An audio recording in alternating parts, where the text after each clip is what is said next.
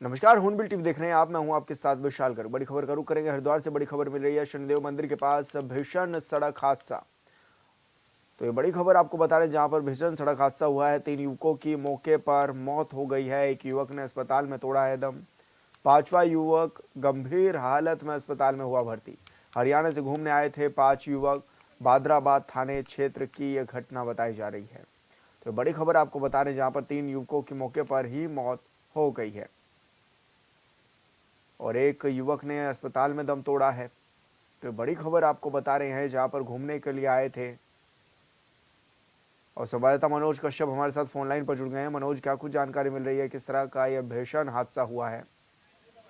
बिल्कुल देखिए विशाल, हरिद्वार के बादराबाद थाना क्षेत्र में एक विषम सड़क हादसा हो गया। बताया जा रहा है कि हरियाणा से हरिद्वार नव वर्ष मनाने के लिए 5 युवक आए थे, लेकिन यहाँ पे जो स्थानीय लोग थे उनका कहना है कि यहाँ पे जो गाड़ी थी उसकी स्पीड काफी ज्यादा थी। सड़क किनारे खड़े ट्रक से गाड़ी टकरा गई, जिसमें मौके पर ही 3 लोगों की मौत हो गई, जबकि चौथे युवक ने अस्पताल जाते जाते दम तोड़ दिया। अभी जो 5वां युवक था वो गंभीर रूप से घायल है, उसको हरिद्वार के हॉस्पिटल से हेल्थ सेंटर रेफर कर दिया गया है, जहाँ पे अभी उसका इलाज चल रहा है। लेकिन डॉक्टरों का कहना है कि उसकी स्थिति जो है काफी नाजुक है। हालांकि हरिद्वार के एसएसपी प्रवीण सिंह डोभाल ने नए वर्ष से पहले ही 31 को इस बात को लेकर तमाम थाने चौकी से उनको अलर्ट कर दिया था कि सड़कों के किनारे कोई भी वाहन खड़ा ना रहे। यदि कोई वाहन चालक नशे की हालत में वाहन चलाते तो उनके खिलाफ कार्रवाई की जाए। जगह जगह चेकिंग अभियान चल रहा था, लेकिन उसके बावजूद भी ये बड़ा सड़क हादसा हो गया। कहीं ना कहीं पुलिस के ऊपर भी सवालिया निशान खड़ा करते हैं, क्योंकि ऐसे में जब ये जानकारी पहले से थी कि नया साल है, हरिद्वार लगी हुई है, तो लाखों की संख्या में श्रद्धालु हरिद्वार पहुंचते हैं। ऐसे में सड़कों किनारे जो वाहन खड़े रहते हैं वो कहीं ना कहीं हादसों का सबब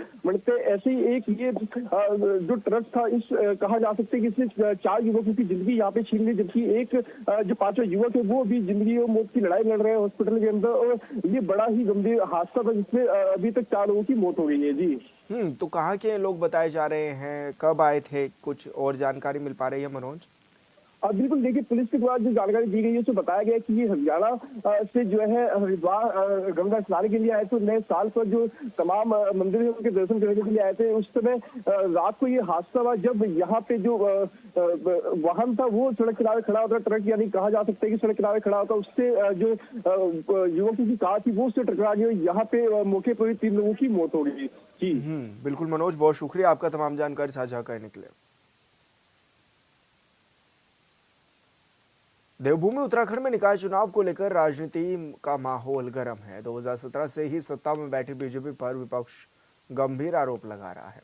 1 जनवरी को नामांकन पत्रों की जांच की गई, जिसमें कई कांग्रेस प्रत्याशियों के नामांकन रद्द कर दिए गए। लिहाजा कांग्रेस का आरोप है कि सत्ताधारी बीजेपी के दबाव में कांग्रेस उम्मीदवारों के नामांकन रद्द किए गए हैं।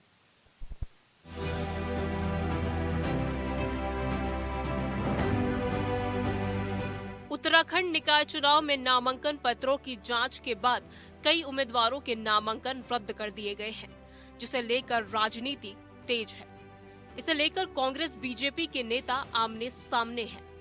1 जनवरी 2025 को जांच के अंतिम दिन नगर प्रमुख के 2 नामांकन, अध्यक्ष के 32 नामांकन, सभासद सदस्य के 168 नामांकन जांच में निरस्त किए गए। 32 में से 20 नामांकन अध्यक्ष नगर पालिका परिषद के और 12 नामांकन अध्यक्ष नगर पंचायत के जांच में निरस्त हुए। 168 में से सभासद नगर निगम के 58, सदस्य नगर पालिका परिषद के 53, सदस्य नगर पंचायत के 57 नामांकन जांच में निरस्त हुए।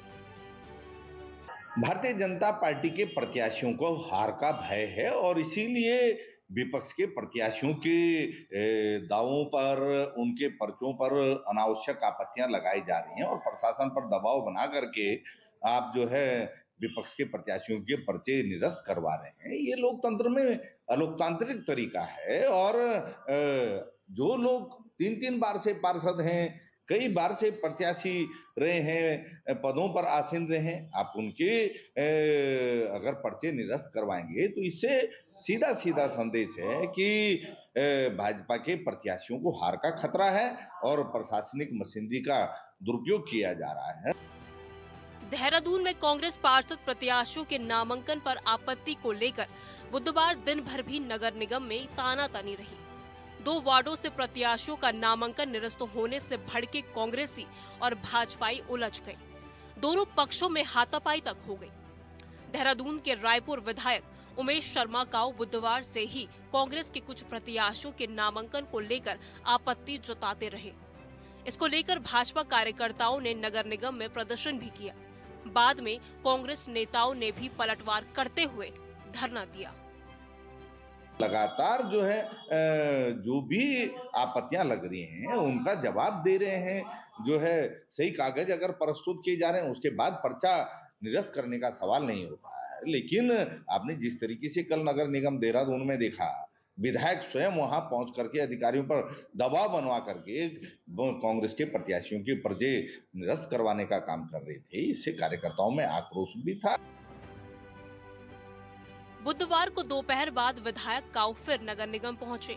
उन्होंने रिटर्निंग ऑफिसर से मुलाकात की। इस दौरान कांग्रेसी बाहर प्रदर्शन करते रहे। सबसे पहले वार्ड 95 की करुणा सिंह का नामांकन पत्र अधूरे कागजात की वजह से निरस्त किया गया। वार्ड 47 और वार्ड 49 के प्रत्याशियों पर नगर निगम की जमीन कब्जाने और कर जमा नहीं करने का आरोप लगाया गया। भाजपा विधायक उमेश शर्मा काऊ ने आरओ के सामने दस्तावेज रखे। आपत्तियों पर सुनवाई के बाद आरओ ने वार्ड 49 के इलियास अंसारी और उसके बेटे वसीम अंसारी का नामांकन खारिज कर दिया। वार्ड 47, 39 और 3 पर आई आपत्तियों को निरस्त किया गया।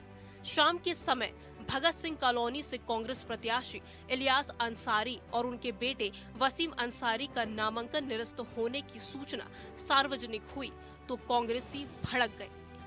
कांग्रेस का कहना था कि अगर प्रत्याशियों के दस्तावेज अधूरे थे या कोई अतिक्रमण का आरोप था तो नो ड्यूज जारी ही क्यों किया गया। उधर अधिकारियों का कहना था कि नो ड्यूज कर भूमि अनुभाग से जारी दस्तावेजों के आधार पर निर्णय लिया गया। निश्चित तौर पर अगर ये सिलसिला नहीं रुका तो जनता जनार्दन भी इसे देख रही है। भारतीय जनता पार्टी को इसका बड़ा खामियाजा निश्चित तौर पर भुगतना पड़ेगा, क्योंकि निकायों में पहले ही विकास के काम नहीं हुए हैं। सरकार पहले ही जो है चुनाव करवाने से भाग रही थी। ये तो माननीय हाईकोर्ट और विपक्ष के दबाव में चुनाव हो रहे हैं, और चुनाव में भी आप देख लीजिए कि विपक्ष के पर्चे निरस्त करवा करके अलोकतांत्रिक काम किया जा रहा है। नामांकन रद्द होने के बाद हंगामा सिर्फ देहरादून में नहीं हुआ, बल्कि हरिद्वार में भी कांग्रेसियों ने जमकर हंगामा किया। हरिद्वार के मंगलौर से विधायक काजी निजामुद्दीन ने प्रेस कॉन्फ्रेंस कर कहा कि मंगलौर के चेयरमैन पद के उम्मीदवार चौधरी इस्लाम और उनके साथ भरे गए दोनों पर्चों को निर्वाचन अधिकारी ने बड़ी साजिश के तहत निरस्त कर लोकतंत्र का गला घोटने का काम किया। उन्होंने कहा कि इस दिन को काले दिन के रूप में देखा जाएगा, जब एक ही प्रत्याशी के तीनों पर्चे कैंसिल कर दिए गए, जबकि पिछले सभी चुनाव में इस मामले में कोई भी आपत्ति नहीं लगी। कांग्रेस विधायक का कहना है, जिन दस्तावेजों को आधार बनाकर पर्चा निरस्त किया गया, उन्हीं दस्तावेजों में से 4 बार नगर पालिका चुनाव वे लड़ चुके हैं और 2 बार चुनाव में निर्वाचित हो चुके हैं। उन्होंने आरोप लगाते हुए कहा कि निर्वाचन अधिकारी के फोन की डिटेल की जांच होनी चाहिए, ताकि पता चल सके कि इस बीच किस नेता के अधिकारी को फोन कर दबाव बनाया गया। उन्होंने बीजेपी पर आरोप लगाते हुए कहा कि मंगलौर उपचुनाव का बदला लेने के लिए इस साजिश को अंजाम दिया गया। जो डमी प्रत्याशी 2 और नामांकन जिनका करवाया गया था, उन दोनों डमी प्रत्याशियों का भी नामांकन रद्द कर दिया गया। अंदाजा कीजिए कि 3 प्रत्याशियों का नामांकन रद्द किया। जोर जबरदस्ती की बात है और कोई बात नहीं। मैं एक बात जरूर कहूंगा कि आज जो निर्वाचन अधिकारी यहाँ हैं, उनके मोबाइल की कॉल डिटेल भी देखी जानी चाहिए कि किस किस राजनीतिक व्यक्ति ने आज उनसे फोन पर बात की। कल से रात से कौन कौन उनसे फोन पर बात कर रहा था। यहाँ मंगलौर में लोकतंत्र का गला घोटा गया है, लेकिन ठीक है, आप कोई भी कार्रवाई करें, हम लोग लोकतंत्र की रक्षा के लिए लड़े हैं और फिर लड़ते रहेंगे। विधायक काजी निजामुद्दीन ने साफ तौर पर कहा कि भारतीय जनता पार्टी की एक सोची समझी साजिश है, जिसके तहत जिताऊ कांग्रेस प्रत्याशी का पर्चा निरस्त किया गया। वहीं झबरेड़ा विधायक वीरेंद्र जाती ने भी चौधरी इस्लाम के पर्चों को निरस्त करने के पीछे बीजेपी की साजिश बताया। मतलब कांग्रेस के दोनों विधायकों का आरोप है कि सत्ताधारी बीजेपी नेता के कहने पर ही कांग्रेस के उम्मीदवारों का नामांकन रद्द किया गया। भारतीय जनता पार्टी और भारतीय जनता पार्टी के लोग 2027 के विधानसभा चुनाव के बाद इतने दहशत में और इतने डरे हुए हैं कि उनकी लड़ने की एक क्षमता जो है वो बिल्कुल खत्म हो गई। वो चुनाव लड़ने में लोकतंत्र में विश्वास नहीं रखते और ये कहना अतिशयोक्ति नहीं होगी कि एक तरीके से उन्होंने चूड़ियां पहन ली हैं। और चूड़ियां पहनने से मेरा तात्पर्य चौधरी साहब का कांग्रेस प्रत्याशी का नामांकन रद्द करना और जोर जबरदस्ती के साथ नामांकन रद्द करवाना, ये उसी चूड़ी पहनने का सबूत भी है। अगर उनमें लड़ने का मादा होता तो लड़ते, चुनाव मैदान में आते, अगर मादा होता तो जीत के दिखाते, लेकिन लड़ने की क्षमता बिल्कुल नहीं है। चूड़ियां मंगलौर में उन्होंने पहन ली। 23 जनवरी को निकाय चुनाव की वोटिंग है और 25 जनवरी को मतगणना है और उससे पहले प्रत्याशियों के नामांकन रद्द होने को लेकर सियासत है। जाहिर है जब तक चुनाव खत्म नहीं होता तब तक सत्ता पक्ष और विपक्ष के बीच आरोपों की राजनीति जारी रहने की पूरी उम्मीद है।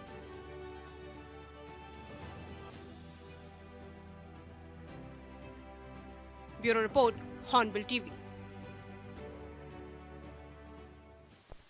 उत्तराखंड में निकाय चुनाव के लिए आज नामांकन वापसी का आखिरी दिन है। ऐसे में बीजेपी रूठे हुए नेताओं को मनाने में जुटी हुई है।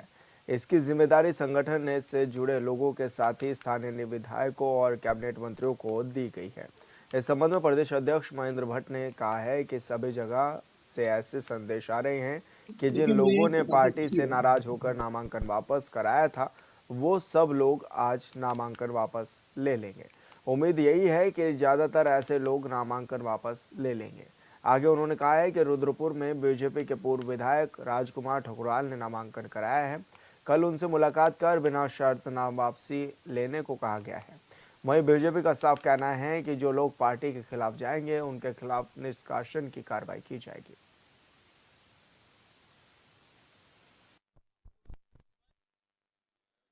देखिए, मुझे बताते खुशी है जो संकेत हमको प्राप्त हो रही है लगभग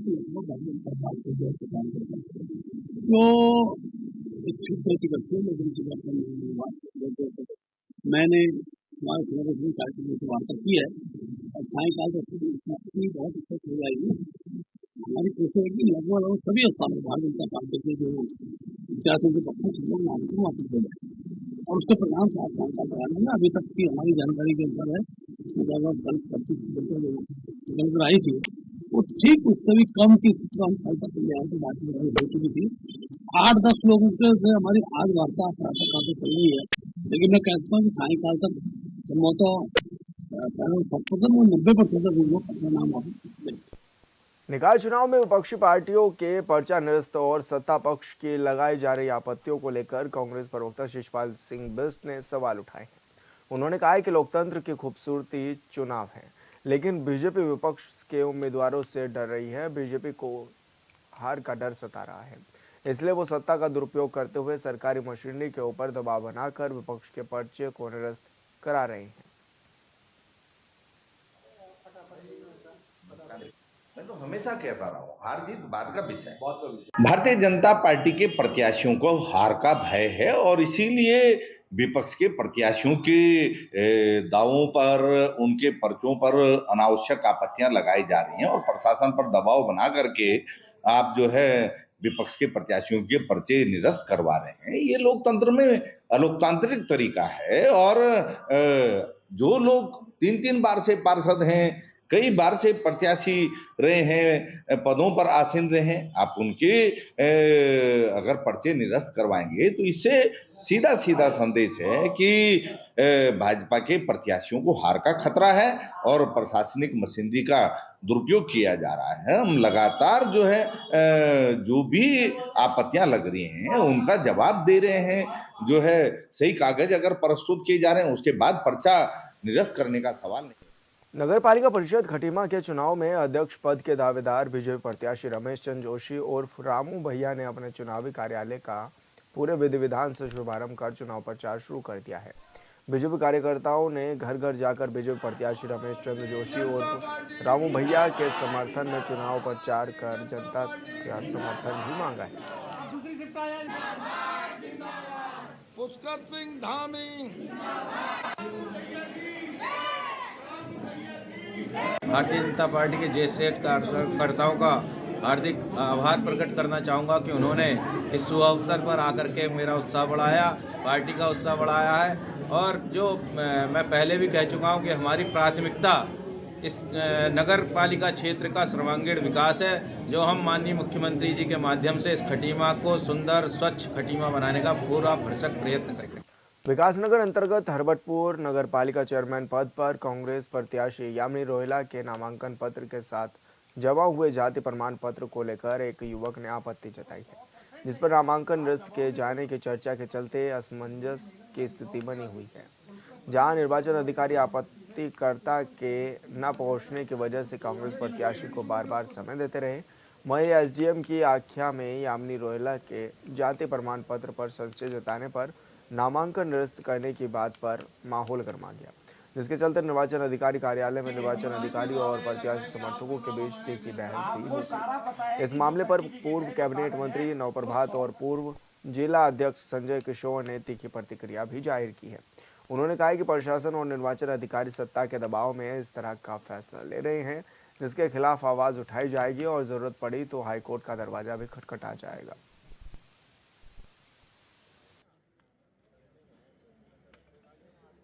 रिटर्निंग ऑफिसर महोदय का निर्णय सामने नहीं आया है, वो अपना निर्णय लिख रहे हैं। निर्णय आने के बाद हम फैसला करेंगे कि हमें क्या करना है। जब शिकायतकर्ता सुबह से उपस्थित ही नहीं हुआ, उसने अपना पक्ष नहीं रखा, तो प्रशासन कैसे उसका पक्ष रख रहा है, ये बात समझ में नहीं आ रही है। और अगर ये निर्णय हमारे पक्ष में नहीं हुआ तो हम हाईकोर्ट में जाएंगे, उसकी हम कल सुबह की तैयारी करें। देखिए आज कितनी विडंबना है, लोकतंत्र में किस तरह लोकतंत्र को तहस नहस किया जा रहा है। ओबीसी महिला सीट पर हरबटपुर से अपने अपने दलों से सबने नामांकन किए, लेकिन भारतीय जनता पार्टी के लोगों ने, उस समाज के लोग ने, जब एक रोहिला समाज के व्यक्ति ने, महिला ने ओबीसी में यहाँ पर अपना कांग्रेस के प्रत्याशी के रूप में नामांकन किया, और रोहिला समाज जो है विकासनगर में वो कहीं सब जगह परंपरागत भाजपा को वोट करता है। लेकिन आज किस तरीके से तानाशाही करते हुए नियमों के विरुद्ध जाकर उसके आपत्ति लगाकर उसके नामांकन को निरस्त किया जा रहा है। हम ये मानते हैं कि ये लोकतंत्र का बिल्कुल धराशायी करने वाली। 23 जनवरी को होने जा रहे निकाय चुनाव को लेकर लोहाघाट में बीजेपी प्रत्याशी गोविंद वर्मा के चुनाव कार्यालय का भी शुभारंभ कर दिया गया है। पार्टी जिला अध्यक्ष निर्मल मेहरा, प्रदेश कार्यकारिणी सदस्य सतीश पांडे, पूर्व बीजेपी जिला अध्यक्ष सुभाष बगोली ने शुभारंभ किया है। इस दौरान बीजेपी पदाधिकारी समेत कार्यकर्ताओं ने गोविंद वर्मा को जीत दिलाने का संकल्प भी लिया है। इस मौके पर कार्यकर्ताओं ने कहा है कि लोहाघाट नगर में बीजेपी प्रत्याशी गोविंद वर्मा जनता के सहयोग से भारी बहुमत से जीत दर्ज करने जा रहे हैं।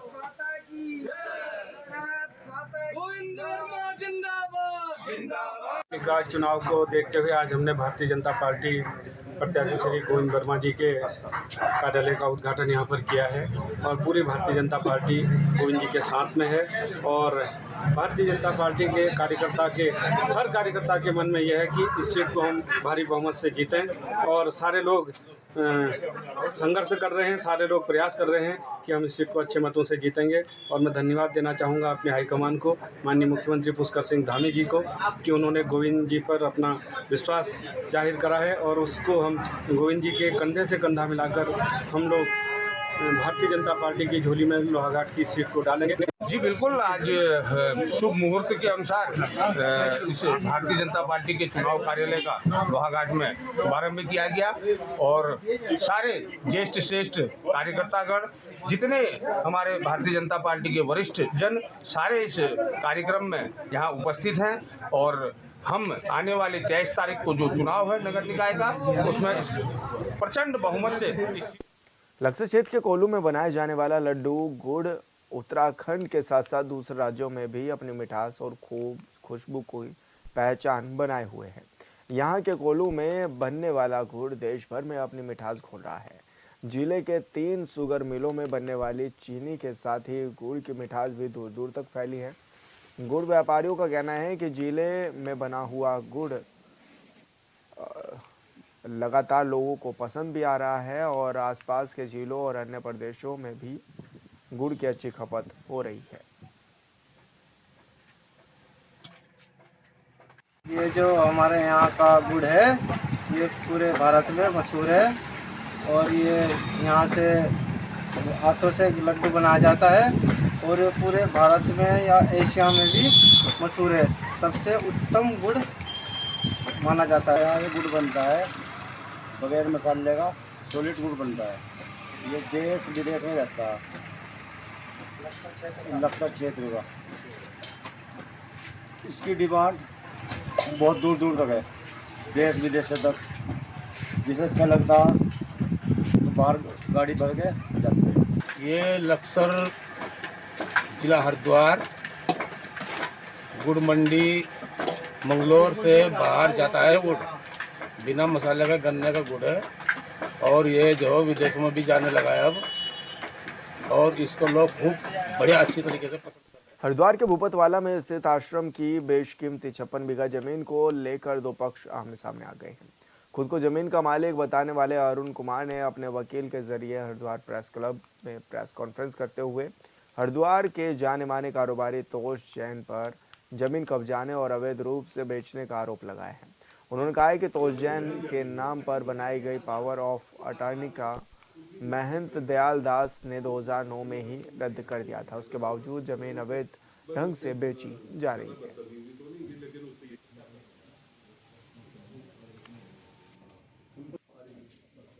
और करोड़ों की संपत्ति का 40 लाख। महंत दयाल दास के द्वारा जब पता लगा कि ये जो तोष जैन है ये इसके खुर्द-बुर्द करना चाहते हैं संपत्ति को, तो उन्होंने पावर अटॉर्नी 7/9/2009 को निरस्त करा दी थी और इसका पब्लिकेशन हरिद्वार में उसमें अखबार में करा दिया था। इसकी जानकारी होने के बावजूद भी तोष जैन ने इस संपत्ति का बैनामा अपनी पत्नी के नाम 40 लाख रुपए दर्शाकर कर दिया है ना, जबकि उन्हें अधिकार नहीं रह गया था। क्लाइंट ने अरुण कुमार ने एक मुकदमा दायर किया हुआ है सिविल जज के यहाँ और वो विचाराधीन है।